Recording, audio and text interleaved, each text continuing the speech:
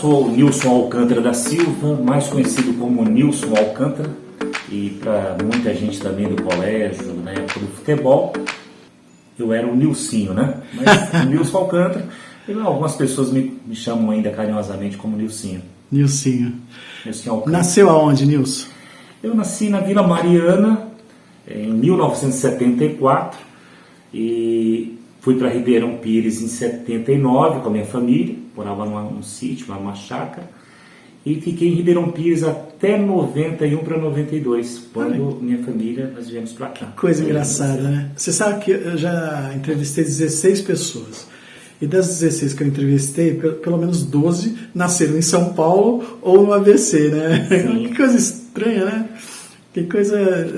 Você é oriundo de São Paulo, então? São Paulo, Vila Mariana. Morei um tempo com a minha família em Diadema, Jardim Campanário, precisamente. Lá no Campanário? No Jardim Campanário. Vim para cá, para Ribeirão Pires, para essa região, com 5 para 6 anos. Estudei da primeira série na Escola Fazenda Bromberg, no Jardim Caçula, até o primeiro colegial, de 8ª para o primeiro. Lá no Caçula, no Jardim Caçula, Ribeirão Pires. Agora se chama de Cavalcante, né? De Cavalcante. De Cavalcante. Bacana. Você fez lá o que mesmo? Eu da primeira série até a 8ª. Da 8ª eu mudei para cá em 91. Aí eu terminei aqui os estudos, depois fui fazer outras correrias. Lá eu fui guarda-mirim, trabalhei na Brosol durante aí 3 para 4 anos, né? Porque você entra com 11 anos, com 14 anos você tem que... A idade avança, você tem que sair, mas foi uma boa escola lá em Ribeirão Pires. Que bacana, né? Você foi guardinha. Guardinha. Ah, que coisa boa, né? Muito Aquela legal. época lá. Foi o que deu toda uma trajetória, principalmente eu trabalhei na Brosol, uma empresa muito importante aqui para o ABC, para os metalúrgicos. Infelizmente não evoluiu, porque era carburador e ficou parado no tempo. E, enfim, hoje é fábrica de tubos, né? Acho que é isso aí. Né? Que bacana. Rio Grande aconteceu quando em sua vida? Rio Grande aconteceu por uma maneira, porque na minha infância eu morava num sítio, numa chácara, e tem uma estrada que sai na estrada do Rio Pequeno. E também outra do Jardim Caçula sai aqui na Ribize. Então nós íamos trazer os cavalos, as vacas para ficar pastando, enfim. E eu cuidava desses animais. E através disso eu já conheci Rio Grande na década de 83, 84, nas cavalgadas eu sempre passei por Rio Grande da Serra. Bacana. Aí, em 90, um amigo indicou aí pro meu irmão, aí íamos para cá, para a Estrada do Caracu, ali na Chácara São Paulo, aí estou há 32, 33 anos aqui. Nilson, você também é conhecido como Nilson, a voz de Rio Grande, né? Muitos chamam assim, Nilson Alcântara, a voz de Rio Grande. Como é que surgiu essa ideia de ser radialista, de ser locutor, essa trajetória toda aí da sua vida? Foi importante essa pergunta, porque nós tínhamos um trabalho na escola Francisco Lourenço de Mello, na Suzuki, que se chama Chico Mello. E nos trabalhos anteriormente, na escola, eu sempre participei da parte do teatro. Então o professor, ele falava, monta os grupos, e lá eu sempre era o apresentador. Então, eu vindo para a escola, para cá, começamos a participar do movimento estudantil. Fui convidado, quando surgiu uma rádio na cidade chamada Esplanada, em 95, que estava aí proliferando as rádios comunitárias, né? E eu fui convidado para fazer uma entrevista sobre Grêmio Estudantil. E o Augusto achou interessante o trabalho da gente, comecei a fazer um trabalho na rádio Esplanada. Aí depois disso, tomei gosto pela coisa e foi indo, fazendo os eventos, fazendo algumas entrevistas. Aí hoje eu estou aí há uns 20 anos nessa correria, né? Na Rádio Esplanada você fez o que exatamente? Na Rádio Esplanada eu comecei fazendo uma programação voltada ao movimento estudantil, organização de grêmios, esse trabalho para a juventude. Chamava Espaço Jovem. E fazia das 4 às 18, das 16 às 18, todos aos sábados. E depois eu comecei a fazer um programa diário, de segunda a sexta. Você fazia uma reportagem, que você produzia, fazia tudo, né? Rádio comunitária. Na verdade, a gente operava a mesa, fazia a produção das entrevistas, sempre com um tema diferente, porque é aos sábados. Depois, quando foi diário, foi mais complicado, porque programa diário. Mas foi uma escola muito legal, né? Sim. Foi muito da hora, muito interessante. Esse foi o começo. Foi o início. E aí você, desse que era um programa que ia ao ar só aos sábados? Só aos sábados. Aí você passou para um diário? Na verdade, aí o Augusto faltou um locutor lá durante a semana e outra no sábado era um horário complicado, né? Sempre tem essa história, né, que falta um locutor. Aí eu vi você mesmo, não tem tu, é tu mesmo.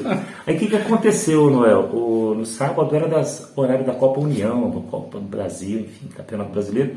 Era difícil. Então você media a audiência do programa através dos telefonemas, né? Entendi. 10, 15. Então você anunciava na escola, para os amigos assistir, ouvir a programação e ligar, né?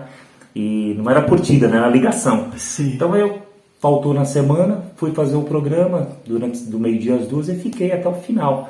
Aí a rádio ficou de 96 até 97, né? Um ano.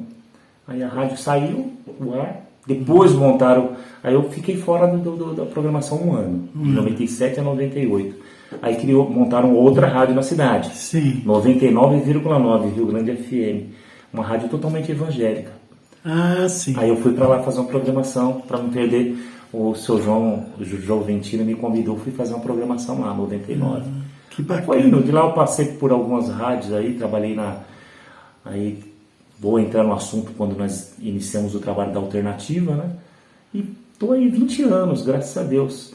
E foi me especializando, correndo atrás, quando pintou os eventos na cidade, né? Mas aí foi um tempo depois. Nessa época, década de 90, ali, inícios dos anos 2000, quer dizer, até o telefone era uma coisa difícil na cidade ou no país, né? Ainda não era todo mundo que tinha um telefone, era meio complicado, né? Na verdade, a ligação era muito complicado, porque você até comprava um cartão para o parente ligar para a rádio, para o dono da rádio, e falou, olha, esse cara tá arrebentando. E nós fizemos coberturas fantásticas lá, por exemplo, a posse daquela eleição atípica do prefeito falecido Danilo Franco, nós entrevistamos ele no gabinete, ele tomando posse. Não tem um áudio, porque eu perdi muita coisa, né? Não tinha essa organização. Mas eu tenho fotos no gabinete dele. Depois marcamos presença também em momentos históricos. O Ramon Velasquez passando o mandato do Kiko Teixeira. Então a rádio se tornou não somente uma apresentação, mas fizemos a José Belo, quando o governador Mário Covas veio dar o início das obras. Nós fizemos também com o Mário Covas, entrevistamos vários políticos de todos os segmentos. Tínhamos um trabalho muito legal, muito interessante. Tinha um conteúdo. Conteúdo. Foi quando, nesse tempo aí, nós criamos a Rádio Alternativa, né, com um grupo de amigos. Né? Esse conteúdo, esse material, esses dados morreram com o tempo? Olha, infelizmente, por falta... Até estávamos conversando nos bastidores, eu acho que é por aí mesmo. Nós perdemos muitas coisas. Eu tenho algumas fitas, tenho algum trabalho. Por exemplo, nós fizemos uma matéria com o Calbi Peixoto, eu perdi essa matéria. Mas tem outras matérias, eu tenho muita foto, muitas coisas assim que eu guardei, né? No decorrer dessa entrevista aí, vocês vão ver um pouquinho da nossa trajetória. E tinha um público legal, a rádio tinha um alcance bacana. Até onde a rádio iria? Vocês falavam de Rio Grande da Serra, né? Você acha que pegava tudo a Rio Grande e ia até onde? Bom, nós pegávamos, como a gente estava lutando por uma concessão de uma rádio comunitária na cidade, nós às vezes ultrapassávamos um pouco o limite de uma rádio comunitária. Chegávamos em Ribeirão Pires, Ouro Fino, quando a frequência abria, nós entrávamos em todos os lugares aí.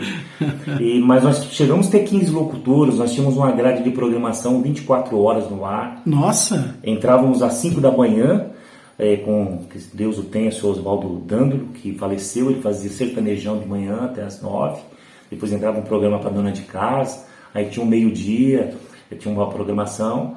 Tínhamos 15 locutores, fizemos jogos aí ao vivo, né? No essa não é a rádio do Esplanada. Não, a Esplanada eu fiquei só um ano, né?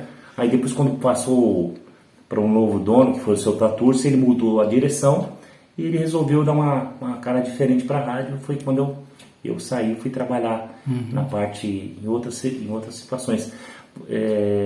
Fui trabalhar com teatro, eu e o Assis Santos, companhia de teatro Água Viva. Eu fui o produtor, e eu também ia nas escolas vender a peça de teatro, o Castelo de Molubi. Sim, conheço. Conhece? Conheço. Então nós vendíamos essas Mauá, Ribeirão Pires. Eu fiquei um tempo com a Assis também que bacana. Nesse intervalo de tempo aí. O Teatro Mambembe, né? Mambembe, nas escolas, no pátio, enfim, passávamos de classe em classe vendendo a peças de teatro, era muito legal. Era muito legal. E isso também foi Não tem mais, né? Não existe mais essa... Acabou. É uma atividade que também o tempo levou. O tempo levou, até com o advento, não que a tecnologia foi negativa, mas hoje está muito fácil, né, para você até montar outros tipos de trabalho. O Man-Baby mesmo, da época do Assis, eu acho que sumiu, né, Noel? Eu acho que não existe mais, né? Você acha que não existe? Não existe. Você acha que não existe espaço, por exemplo? Eu acho que o espaço sim, mas eu acho que os artistas não querem se reinventar, né? Como essa pandemia mostrou o quanto é importante a mídia, a tecnologia, mas do mesmo lado o físico, o tete-a-tete ficou um pouco de escanteio, né? A gente vai chegar na pandemia, eu vou conversar com você esses 2 anos, 3 anos de pandemia, mas os 2 anos que teve o lockdown, que a gente parou mesmo. Mas anos 2000, quando você chegou no anos 2000, saiu toda essa temporada de rádio, essa coisa toda. E aí, foi fazer o que, na realidade? Eu fui para o comércio, eu enveredei para a parte política também, né? Na política. Fui na política, fui trabalhar na época eu fui trabalhar na administração do Danilo Franco, do Cido Franco. Eu trabalhei lá um tempo. O Cido faleceu, fiquei 3 meses, o Cido faleceu, passei por todos aquele Carlão, tá. Depois eu tive um convite para ser assessor do presidente da Câmara, o Silvio Sabaínsco, Sabá. Fiquei lá de 99 e 2000. De 2000 para cá, eu fui acabou o mandato, fui tocar minha vida, fui ser comerciante. Montei um bar com música ao vivo em frente ao mercado do Nilson ali na Vila Suzuki. Fiquei lá 2 anos com o bar, né? Montei. Hoje em dia tem lá uma adega. Lá, mas nós iniciamos o Antônio do seu Olímpio, falecido Antônio, doutor Antônio, ele alugou o salão e nós fizemos lá um bar, eu e o falecido meu amigo, o Sérgio Ramos, que Deus o tenha. Nós fizemos lá um trabalho e ficamos 2 anos lá com o bar, música ao vivo. Eu me lembro de você, em todos os eventos da prefeitura, você era o locutor, né? Por isso que ganhou esse apelido aí, ou essa alcunha de o locutor de Rio Grande da Serra. Como é que você chegou lá? Como é que foi isso aí? Interessante. Eu fui trabalhar na administração do Adri Trecheiro, o Kiko, em 2005, e teve um evento lá no local. Eu fui trabalhar na assessoria de imprensa, sempre trabalhei na assessoria de imprensa, né? Sim.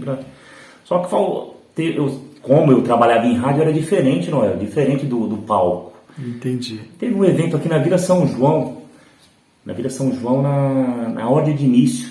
O Kiko começou a dar a ordem de início nas obras.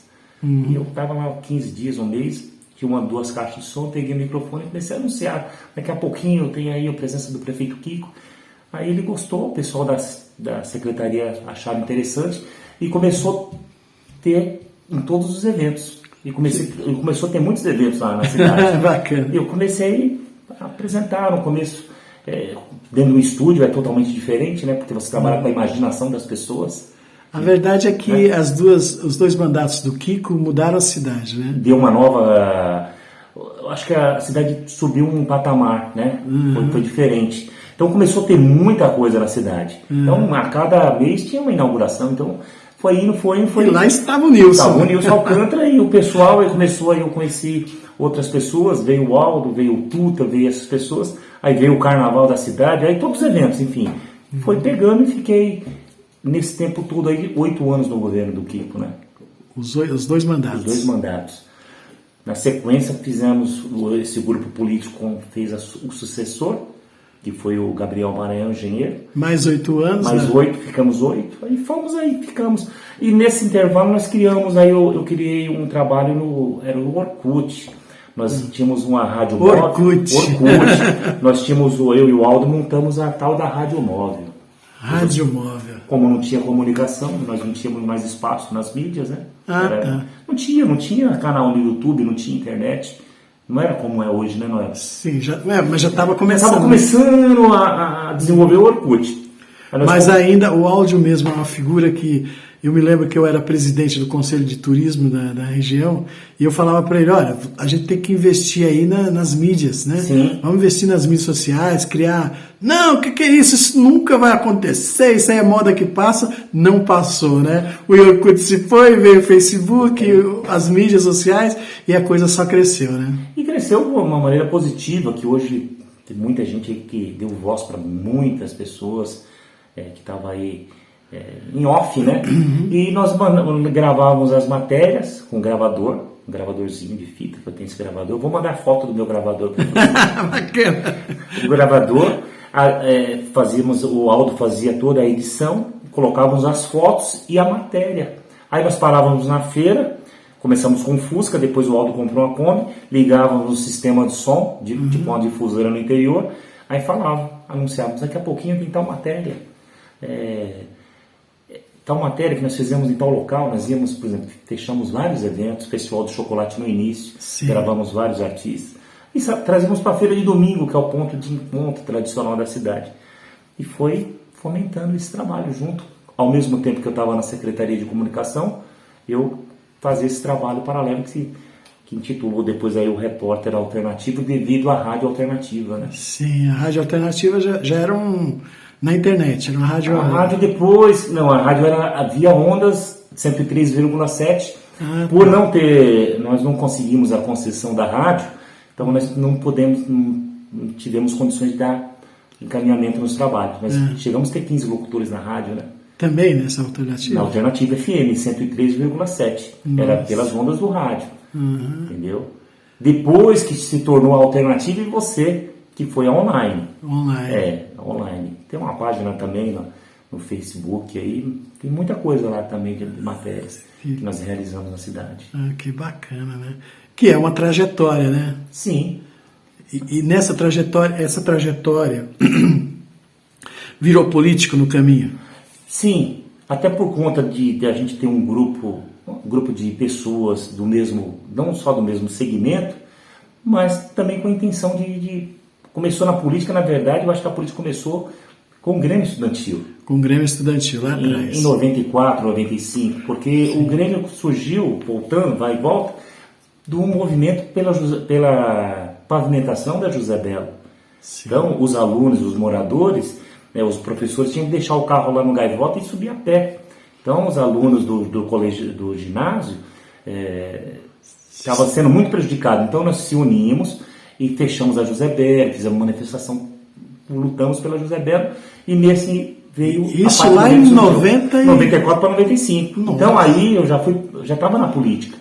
Aí foi quando eu tive o convite de tentar uma vaga na Câmara Municipal, né? Aí eu fui para a política, fui candidato aí nas últimas... Com quantos anos, né? Eu já estava bem tarimbado, né? Já estava a primeira eleição estava com 38, mais ou menos, 37 anos. 37 Estou com 49 agora, né? Até passou rápido, né? Muito, passa demais. É o trem bala, né, Noé? Rápido demais. Mas eu estou muito feliz de estar aqui com você hoje, aqui batendo esse papo, um dedo de prosa, importante. Tranquilo. Você sempre foi um incentivador da parte cultural da cidade, sempre foi o presidente da Associação Comercial. E é muito legal estar aqui hoje com você aqui. Obrigado. Só apaga esse negócio da comercial. Vamos lá. Deixa eu te perguntar. A rádio, a Alternativa e você, veio já com a internet? Veio com a internet. Em que ano foi? 2014, 2015. Né? Já começa a ficar contemporâneo, né? Isso. E essa experiência, como é que foi? Porque você saía de um veículo, eu não sei qual era se era grande a penetração, até onde o rádio chegava, até fiz essa pergunta para você não me respondeu direito, mas a gente não tinha muito essa coisa de saber qual era a penetração. Já a online, a rádio online, você tem como saber, por exemplo, porque você coloca uma rádio online, eu já tive uma rádio online, eu tinha ouvintes até no Japão. Sim. E você chegou a mensurar isso aí? Como é que foi essa história? Eu acho que eu não expliquei direito, através dos telefonemas, né? Você tinha uma média mais ou menos quantos ouvintes, mas nós fazíamos uma pesquisa de campo em Rio Grande da Serra. É tanto que da parte comercial a rádio conseguiu ter aí mais ou menos Desde o supermercado, pode falar de propaganda de comercial? Pode, não. Desde o supermercado. Até porque alguns nem existem mais, né? Mas desde o supermercado Serrano e hoje a Banca do Baixinho. Então nós tínhamos lá, hoje 30 patrocinadores. Nossa. Olha, em 2001, 2002, nós tínhamos patrocinador de R$300 para a grade de programação. Isso quer dizer que nós tínhamos uma audiência boa, porque se o comércio fechou com a gente 6 meses o contrato, um ano e meio. Então, e outra, em todos os comércios, eu tive um toque de um amigo meu publicitário, falou, você tem que fazer sua rádio ser ouvido.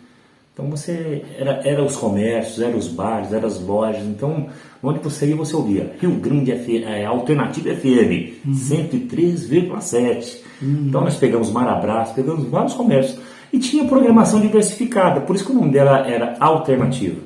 Tinha desde música sertaneja e tinha um programa de um domingo que chamava Mosaico Musical, que era sobre comercial, passava comercial antigo de rádio, passava contava a história mosaico, não só do rádio, mas também da cultural, um programa cultural, que era com o Manuel MPA, do Parque América, falecido. Tinha um surrão. Então as pessoas do dia a dia estavam lá dentro da rádio. Eles se tornavam locutor. Então isso quer dizer, quem ouvia a rádio era o ouvinte, era o amigo. Então você fazia com que o Laércio Galdino, Saudade Não Tem Idade. Entendi. Como não tinha imagem, você criava aquela fantasia na cidade. Então a rádio veio e foi um sucesso, 2 anos. Mas aí, como tem o Ministério das Comunicações, tem um monte de situações, infelizmente, por motivo de força maior, nós não conseguimos a concessão da nossa rádio. Por isso que nós fomos década depois, Noel, que nós partimos para online. Na online, voltando na online, é diferente. Por quê? Você começa a trabalhar muito com a imagem, né? E infelizmente ou felizmente, não sei, o trabalho de qualidade, não que estou sendo arrogante, não é isso. Sim. Mas o povo está muito preocupado com receita de bolo e com baixarias, a maioria. Sim. Você está entendendo? Então aí, para dar views, dar curtidas, enfim. Aí eu não consegui me adaptar muito nesse meio da rádio online. Entender a tecnologia. As ferramentas que estão por trás. Porque essa nova juventude já está nascendo não é analógico, já é digital, já é para frente, né? Eu vim de uma geração analógica, até é um erro, eu estou me reinventando por conta disso. Porque nós fomos para online, mas eu não estava totalmente preparado. Mesmo tendo um grupo de pessoas, mas hoje eu tenho essa noção que daria para ter feito um trabalho melhor. Lá na década de 50, quando surgiu a televisão e o rádio era o grande veículo de comunicação, se achava que a televisão ia tirar o papel do rádio, não é? Sim. E não tirou. Depois, mais para frente, quando surgiu a internet, acharam, não, agora o rádio vai embora, agora sumiu, acabou e o rádio não terminou. As rádios online hoje elas são fortes demais e elas servem para ocupar um papel que você falou várias vezes aqui, que são das rádios comunitárias. Rio Grande tem um sofrimento muito grande sobre isso, mas o sofrimento é grande por quê? Porque não se produz os conteúdos para se colocar lá. Alguns jornais aqui da região, como Folha, como Mais Notícias, eles acharam ali outro filão para subsistir, porque também essas mídias impressas estão perdendo cada dia mais o espaço. Não é que o espaço, eu diria o grau de interesse das pessoas. Mas como as duas cidades são pequenas e elas não têm, não é como... E ela está do lado de São Paulo, que ocupa tudo, né? É verdade. Então, você não acha que a coisa ficou mais democrática? Então, hoje você não precisa fazer um investimento muito pesado para ter uma rádio online. Quer dizer, com R$200 por mês você consegue manter uma rádio online com qualidade, com recipiência. Onde é que está aí? Qual é o fator que você vê, como é que eu vou falar assim, a dissolução do público? Onde é que você vê como é que eu vou falar, a dificuldade de se expor, de se colocar conteúdos da cidade nesses veículos de comunicação? Não, eu acredito que é muito importante, é de suma importância a tecnologia, até porque As ondas do rádio, por exemplo, uma rádio comunitária aqui em Rio Grande da Serra é 25 watts de potência. Só que a rádio tem uma dificuldade muito grande porque aqui nós somos a área montanhosa, de área de serra. Então não propaga as ondas. E outra coisa, não podemos ser saudosistas e ficar parado no tempo, como você mencionou na década de 50, no advento da televisão. Hoje é tudo casado. Eu acredito que uma rádio online, com as demais plataformas e com um conteúdo e outro, tem uma juventude aí que está trabalhando um trabalho excelente. Juntar essa situação, junto com dando espaço para as entidades, para a comunidade, na palma da mão. Hoje na palma da mão você faz uma matéria, faz um trabalho. Eu acho que e outra com custo quase zero, né?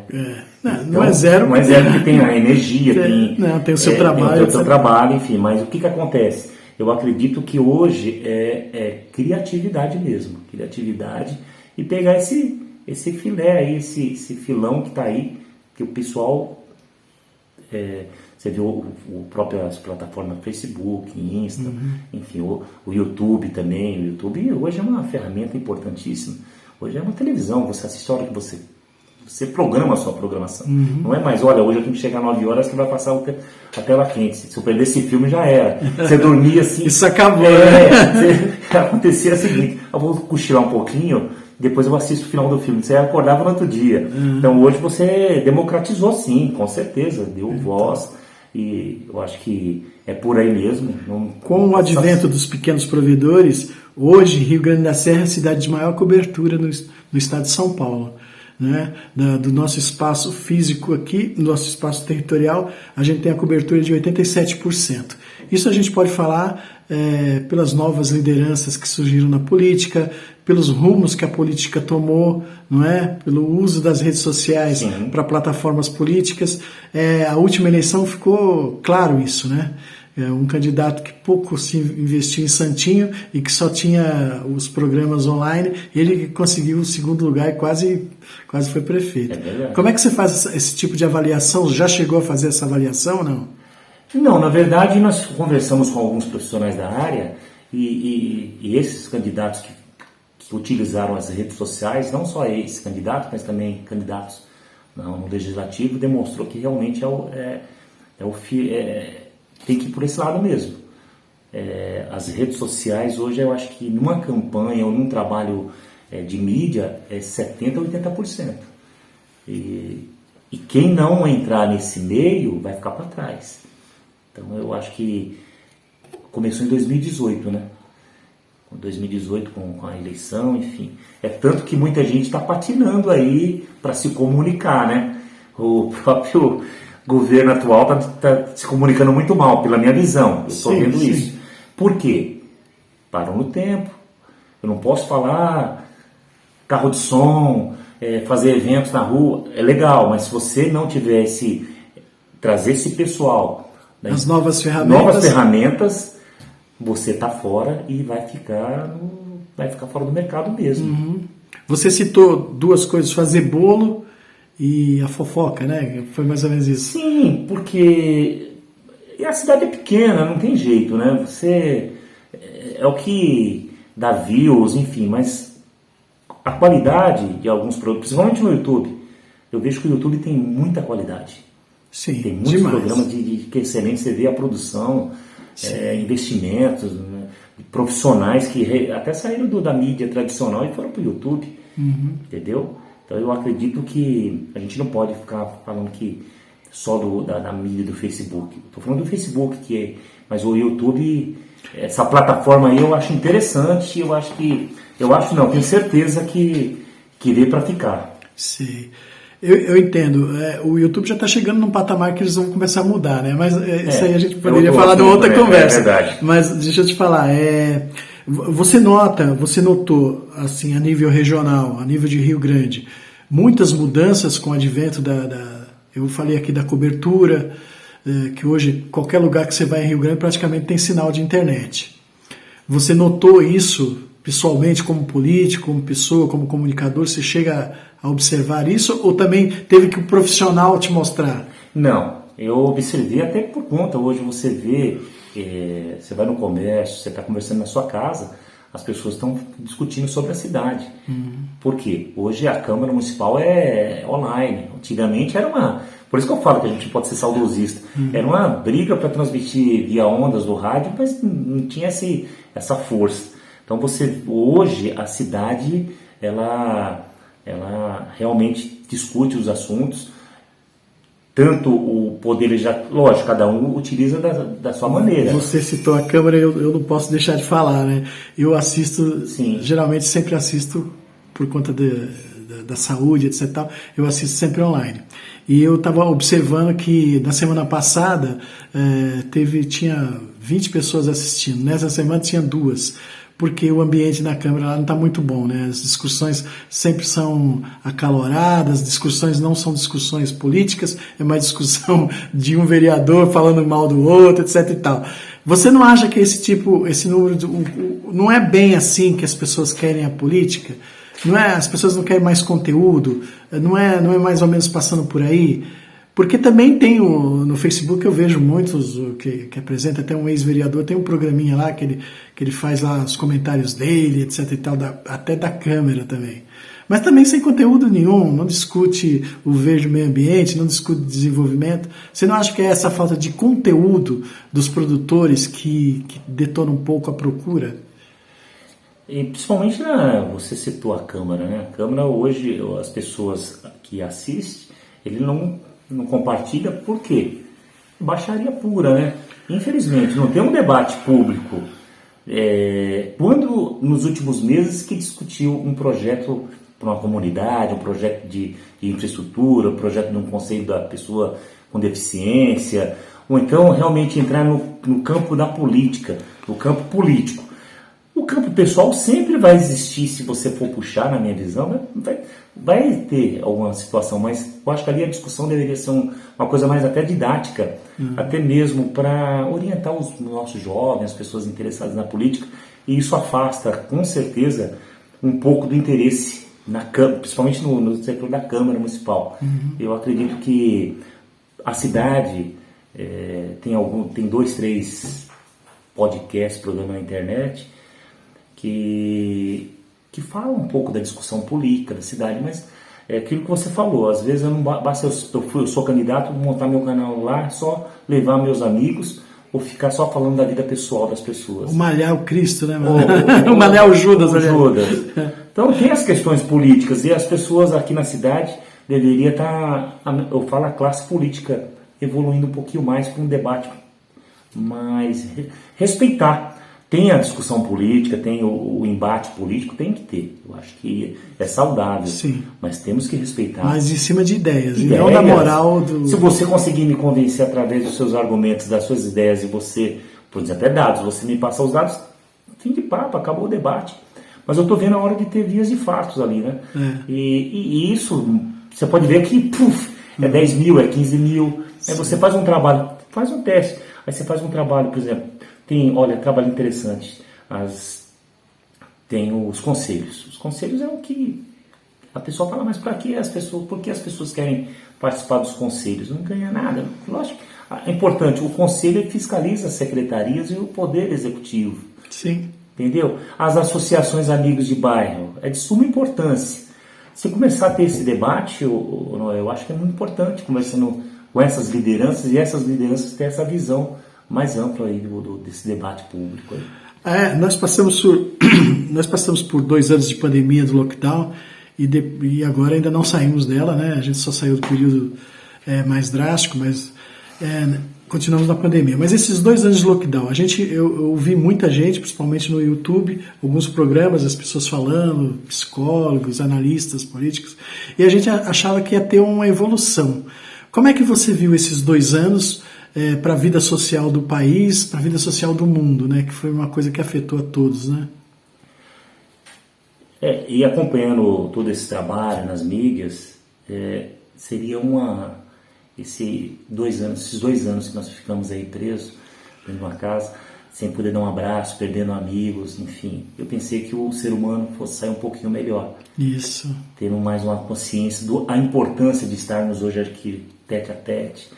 Porque chega uma hora que é muito tedioso você vir chamada, você mandar um áudio, só ouvir a voz. Então eu acredito que nós saímos seres humanos piores. Piores? Piores.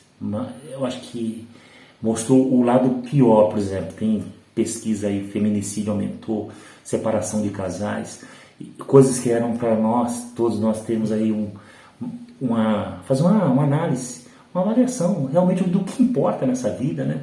O que realmente tem valor e o que tem preço. E você vê isso tudo, essa pandemia, infelizmente, mostrou o lado pior das pessoas, na minha visão. Mas você acha que é só um efeito da pandemia ou também é um efeito da própria briga social representada pelo governo que foi aí, a gente pode falar claramente aqui, sim, que não tem problema nenhum, que era um governo negacionista, que negava tudo, que provocava briga, que achava que dar tapa era melhor, que puxar uma arma é bem melhor, que quem tem a caneta que vale. Você não acha que isso também colaborou demais, além da pandemia? Com certeza, inclusive, com certeza. Eu tenho alguns parentes que falam que eu sou progressista, nada disso. Porque o que eu vou falar é que você vai ir para um assunto interessante. Você vai inaugurar uma obra, você pega um violão e mostra uma arma, fica difícil. Arma, negar realmente o que a ciência provou, porque com certeza você que está nos assistindo, você perdeu um amigo, você perdeu um ente querido. É no mundo. Aí negar essa situação que não tem como, ficou difícil. E outra, a liturgia do cargo. O cargo nós precisaríamos de ter realmente um líder para unir o Brasil naquele momento. Lógico, as divergências políticas é de 2 em 2 anos no Brasil, mas naquele momento era um momento de solidariedade, empatia, né? Sim. E mostrou um lado muito perverso do ex-presidente. E tem pessoas, eu respeito até próprio da minha casa, os debates de final de semana acabou do churrasco. Por quê? Porque ele disseminou esse ódio, né? Você criou uma intolerância. Uma intolerância. E aí muitos falam, mas ele teve quase 50% dos votos, né? 48%. Sim. Então 48% dos eleitores pensa como ele. É uma amostra, exatamente, pensa como ele. Se viu representado. Se viu representado. Muitos falam, ele fala o que eu gostaria de falar, mas nunca tive a oportunidade. Eu falei, não, até a pessoa ser autêntica, tudo bem, mas você ir contra a ciência, contra dar risada das pessoas. Enfim, e contra a humanidade. Humanidade. É difícil, né? Eu respeito quem votou nele, enfim, não estou falando que o Lula, o Bolsonaro, enfim, mas empatia, isso que eu falo, empatia, né? Empatia. E é muito complicado, né? Até porque eu sou de um berço evangélico e sou cristão também, mas o Cristo que eu acredito, que sigo e tenho fé, é o Cristo que estava sempre rodeado dos mais necessitados e das pessoas que precisavam mais dele. Eu vou cutucar mais ainda, mas foi principalmente a ala dos evangélicos que apoiaram demais ele, o presidente, colocando até teve pastores com arma na mão, dizendo que não, que você acha que isso influenciou demais esse tipo de vamos dizer assim, de rejeição da população a coisas melhores, a entender o outro, a ter um olhar mais compassivo para as coisas? Você acha que isso... Até porque a igreja é o local onde você vai lá para fazer suas orações, ser acolhido. De repente você vê seu líder com a arma na mão e falar que Jesus Cristo era um guerrilheiro, eu não vejo por aí, né? Então, pesado, eu achei legal essa provocação. Eu ri, mas é pesado. Dentro do cristianismo, nem as cruzadas tivemos as violências, né? Uma violência demais.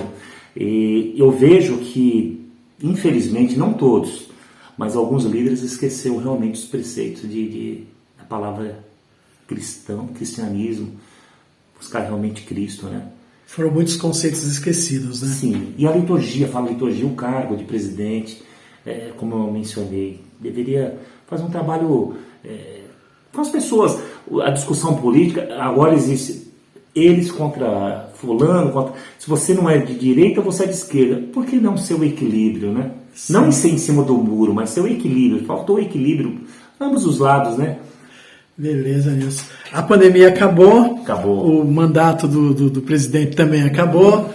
E agora? O que você espera desse mundo novo aí? 2023, 2024 e o futuro da humanidade. O que você pensa sobre isso? O futuro de Rio Grande da Serra, que também, nesse caminhar todo aí, teve o impeachment do prefeito, passamos por 3 prefeitos aí, um atrás do outro. E aí, o que você visualiza aí? Quais são as suas impressões? A minha ideia sobre eu acho que é a seguinte, nós estamos num avião onde nós não podemos torcer contra o piloto. Boa, gostei. Não é? Então nós temos que fazer o quê? Torcer por Lula ser um bom presidente, não tem outra saída. Ótima analogia essa. Não é verdade? Temos que torcer pro piloto e vamos torcer para o Brasil aí, se enquadrar aí nas políticas que o Lula também dá mais um tempinho, está falando muito. Eu penso assim, eu particularmente, também você tem que respeitar a trajetória do Lula, 3 vezes presidente da República, e outra, não tem mais para onde correr. Ele é um presidente. Agora, 2026, tem uma disputa aí, não sei se é o Tarcísio, o governador ou o próprio Bolsonaro, aí é outra discussão. Mas outra história. A nível municipal, Noel, de 90 você viveu isso também, de 97 até 2000 nós tivemos 8 prefeitos na cidade. Foram 4 anos de prejuízo político e de trabalho na cidade. Depois assumiu o Ramon, depois o Kiko, aí deu um trabalho. Se o Kiko fosse tão mal, ele não teria 83%, foi reeleito. A democracia é isso. O que tem que se falar, que eu vou falar, acho que é a tua opinião também, mas eu vou falar de qualquer forma, é que o Kiko deu a guinada, né? Deu a guinada. E teve outro debate político, sim, porque o próprio Ramon, você vai estar vendo na foto, o Ramon passou o cargo para o Kiko. Sim. O Ramon era do PT e o Kiko do PSDB. Sim, uma coisa linda. Rio Grande da Serra foi um mandato onde o Kiko foi presidente da Câmara, o Ramon prefeito, ali eles dialogavam e conversavam em prol da cidade. Isso aí você não pode tirar do prefeito Ramon também. Sim. De 2000 para 2000, o Maranhão foi um bom prefeito porque foi reeleito. Sim. Agora teve a eleição, o Claudinho tentou 3 vezes, foi prefeito com a vice. Esse imbróglio político, essa situação, só atrasa a cidade, porque não dá continuidade no mandato do vereador. O legislativo não funciona porque o deputado que mandou verba já segura a verba para esse mandato, ou não é o amigo do outro, enfim. A cidade, eu vejo que são 4 anos de atraso, mas é o que eu falei do presidente. Nós temos que torcer por uma cidade melhor, por um debate no campo político, no debate público, né? Para a melhoria da nossa comunidade, né? E o Nilson, quais são os projetos? Os projetos, eu estava até conversando com você nos bastidores, eu volto agora depois de julho, que eu estou cuidando agora da parte da saúde, tivemos alguns contratempos familiares, né? No início do ano, infelizmente, Deus levou minha mãezinha, né? Em dezembro, por um momento aí de reflexão, enfim, mas a vida continua, os desígnios de Deus, e temos que tocar, e depois do segundo semestre, eu estou cuidando esses meses aí, eu estou cuidando da parte da saúde, mas em julho estou voltando para o YouTube, eu vou vir para o YouTube, para as redes sociais. Bacana. Estou voltando também, fazer um trabalho, vou ter um canal aí, em primeira mão aí, o canal do Alcântara. Canal do Alcântara. Fala de tudo um pouquinho, de entretenimento, novidades, enfim, o ABC, vou voltar, estarei voltando aí, se Deus permitir. Nilson, foi um prazer, cara. E abro aí para você fazer as suas considerações finais aí. Eu que agradeço, obrigado aí pelo espaço, a todos que estão assistindo. Dedo de prosa. Dedo de prosa. Um dedo de prosa. Um dedo de prosa. Um programa legal aí, o YouTube. Rio Grande merece, precisa dessa qualidade, desse trabalho que você tem. Bacana. E eu agradeço a Deus por mais essa grande oportunidade. E vamos pensar positivo, torcer para o piloto, sempre torcer para o piloto, porque não tem outra solução, né? E Deus sempre no comando de tudo, no controle das nossas ações. Obrigado, Noel. E para você que está assistindo aí a programação, sempre existirá uma alternativa, sempre. Curta dando seu like, compartilhe para os seus amigos, se inscreva no canal, acione o sininho para novos vídeos.